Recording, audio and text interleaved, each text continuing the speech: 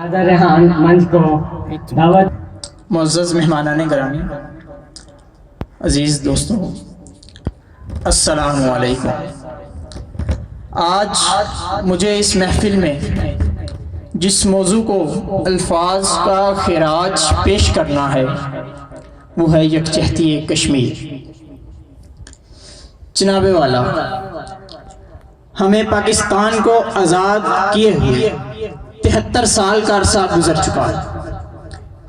ہم اپنی اس آزاد فضا میں سانس لے رہے ہیں، ہم اپنی آزادی سے زندگی گزار رہے ہیں، ہم اپنی آزادی کے تحت ہم آزادانہ مذہبی رسومات ادا کر رہے ہیں، مگر جناب والا افسوس صد افسوس کہ جب میں اس کے برعکس دیکھتا ہوں تو کشمیری بھائی بہنیں بیٹیاں جو کہ 73 سال سے پاکستان زندہ باد، پاکستان زندہ باد کا نعرہ لیے ہمارے ساتھ یکجہتی کرنے کے لیے، ہمارے ساتھ ملنے کے لیے ایک نعرہ لگا رہے ہیں، پاکستان زندہ باد، کشمیریوں سے رشتہ کیا، لا الہ الا اللہ، ایک ہی صدا کشمیر سے بلند ہو رہی ہے۔ مگر افسوس جناب والا، افسوس کہ ہم نے ان کی یہ صدا نہیں سنی، ہم نے ان کی اس صدا کو نہیں دیکھا۔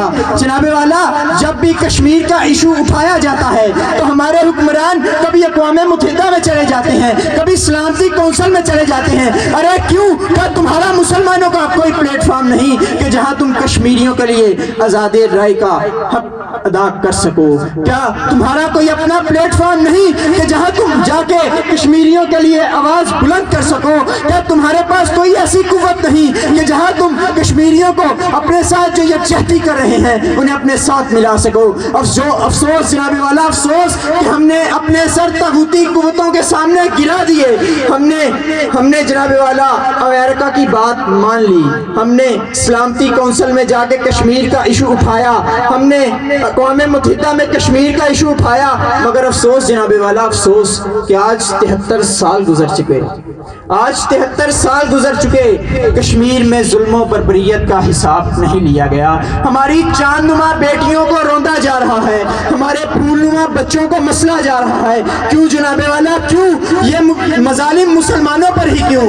اگر یہ مظالم کسی غیر مسلم پہ کیے جا رہے ہوں، اگر یہ مظالم امریکہ کے کسی شہری پہ کیے جا رہے ہوں تو جناب والا یہی اقوام متحدہ، یہی سلامتی کونسل ان مسلمانوں کا کچھ نہیں چھوڑیں گے، ان کے خلاف فیصلے پہ فیصلے آئیں گے، پھر مسلمانوں کو غدار بھی کہا جائے گا، قاتل بھی کہا جائے گا۔ کیوں جناب والا؟ غدار صرف مسلمان ہی کیوں؟ قاتل صرف مسلمان ہی کیوں؟ کشمیر پہ ظلم و بربریت کی جا رہی ہے، لبنان میں کی جا رہی ہے، فلسطین میں کی جا رہی ہے، چچنیا میں کی جا رہی ہے، روسیا میں کی جا رہی ہے۔ جناب والا، وہاں ظلم کرنے والے کیا قاتل نہیں؟ وہاں ظلم کرنے والے کیا جناب والا، وہاں ظلم کرنے والے کسی کو نظر نہیں آ رہے؟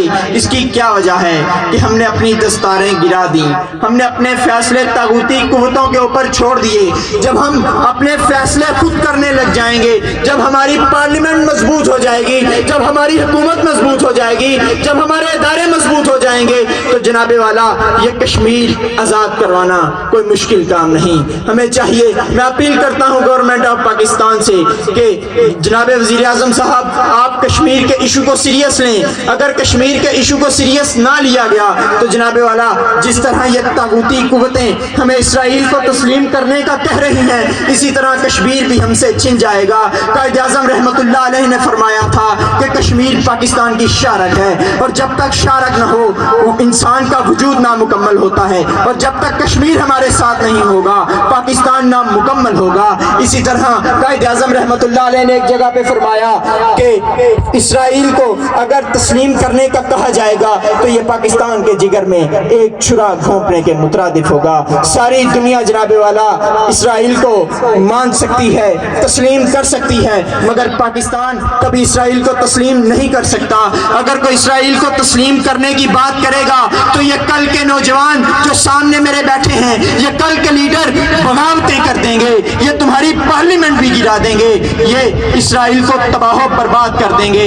मेरी अपील है गवर्नमेंट ऑफ पाकिस्तान से कि कश्मीर काज को सीरियस लिया जाए और कश्मीरियों की आज़ादी राय का जो हक है वो उन्हें दिलवाया जाए। याराने जहां कहते हैं कश्मीर है जन्नत, याराने जहां कहते हैं कश्मीर है जन्नत, जन्नत किसी काफिर को मिली है न मिलेगी। पाकिस्तान जिंदाबाद, कश्मीर पाइंदाबाद। शुक्रिया।